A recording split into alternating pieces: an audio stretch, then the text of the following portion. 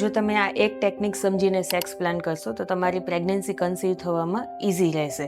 સૌથી પહેલાં તો તમે તમારા ઓવ્યુલેશન ડેઝને ટ્રેક કરવાનું હોય છે. એમાં તો ખાસ તમારી જે મેન્સ્ટ્રુઅલ સાયકલ હોય છે એ 28 to 30 ડેઝની છે કે 38 to 40 ડેઝની છે.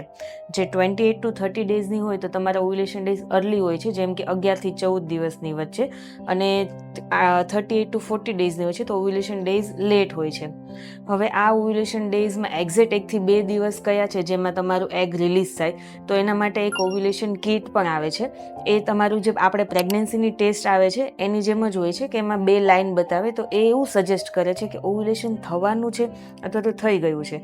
જો એમાં 2 લાઇન આવે ત્યારે તમે સેક્સ કરો તો એ ઓવ્યુલેશનની નજીક હોય છે, તો એ તમારું પ્રેગ્નન્સી કન્સીવ થવામાં ઇઝી રહે છે.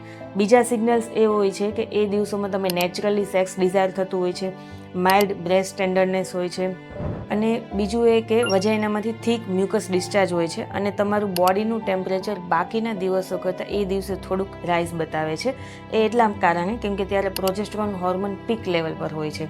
જો આ બધું તમે ટ્રેક કરીને પછી તમે તમારા રિલેશન પ્લાન કરો તો તમને પ્રેગ્નન્સી કન્સીવ થવામાં ઇઝી રહેશે.